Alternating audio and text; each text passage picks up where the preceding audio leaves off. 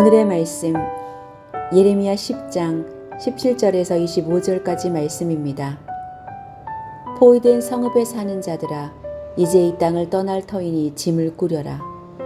주님께서 말씀하시기를, 내가 이번에는 이 땅에 사는 백성을 먼 곳으로 내던지고 그들이 자신의 죄를 깨달아 알도록 내가 직접 그들에게 고통을 주겠다 하셨기 때문이다. 아, 우리가 이렇게 심하게 다쳤으니 우리의 상처가 나을 것 같지 않구나. 이런 고통쯤은 참을 수 있다고 생각하였는데 우리의 장막이 부서졌다. 장막을 잡고 있던 줄도 모두 끊어졌다. 우리의 자녀들도 모두 떠나가고 아무도 남지 않아서 우리의 장막을 다시 칠 사람도 없고 휘장을 달 사람도 없다. 백성의 목자들이 미련하여 주님께서 인도해 주시기를 간구하지 않더니 일이 이렇듯 뒤틀려서 우리 백성이 모두 흩어지게 되었구나. 들려오는 저 소식 보아라, 이미 이르렀다. 북녘 땅에서 올라오는 요란한 소리다. 유다의 성읍들을 무너뜨려서 여우대로 소굴을 만들어 놓으려고 진군해 오는 소리다. 주님, 사람이 자기 운명의 주인이 아니라는 것을 제가 이제 깨달았습니다. 아무도 자기 생명을 조종하지 못한다는 것도 제가 이제 알았습니다. 주님, 형벌로 주님의 백성을 채찍질하여 주시되 주님의 진노대로 하지 마시고 너그럽게 다스려 주십시오. 우리가 죽을까 두렵습니다. 주님의 진노는 주님을 알지 못하는 이방 백성에게 쏟으십시오. 주님의 이름을 부르지 않는 사람들에게 쏟으십시오. 그들이 야곱 자손을 삼켜버렸습니다. 삼켜서 아주 없애고 그 거처까지도 황무지로 만들었기 때문입니다.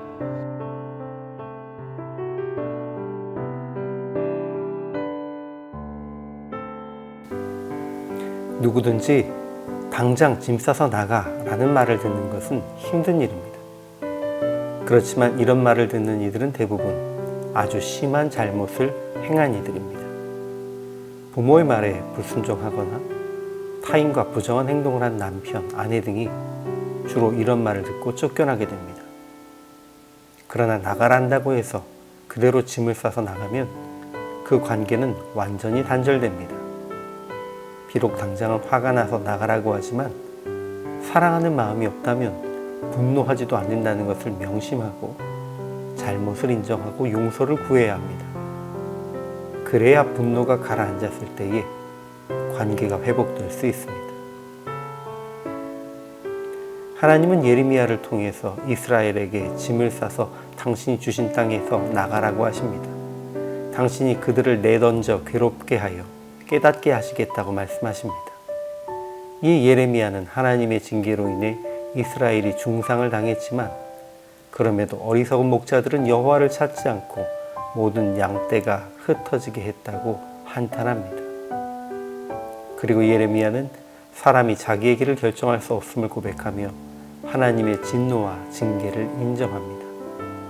다만 하나님께서 너그러움으로 하사 이스라엘을 소멸시키지 마시기를, 오히려 주를 알지 못하는 족속 이스라엘을 멸하는 백성에게 분노를 부으실 것을 요청합니다.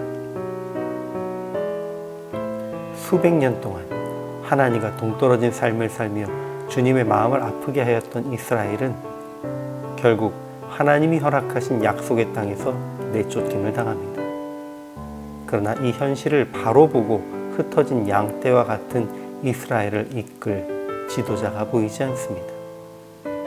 이 예레미야가 하나님께 여호와여 징계하옵시되 너그러이 하시고 진노로 하지 마옵소서라고 구한 것입니다. 벌하지 마시라는 것이 아닙니다. 잘못을 인정하고 공의로우신 하나님께 불의한 행동에 대한 합당한 징계를 받겠다는 것입니다. 그러나 하나님의 너그러우신 은혜로 완전한 멸망에 이르지 않도록 보호하실 것을 구하는 것입니다. 하나님께서 짐 싸서 나가라 라고 이스라엘 백성들에게 말씀하셨을 때에 자기 백성을 위해 안타까워하면서 잘못을 인정하고 너그러운 징계를 요청했던 예레미야처럼 우리도 이 시대에 주의 뜻을 따르지 않는 교회와 성도들을 위해 기도드려야 합니다.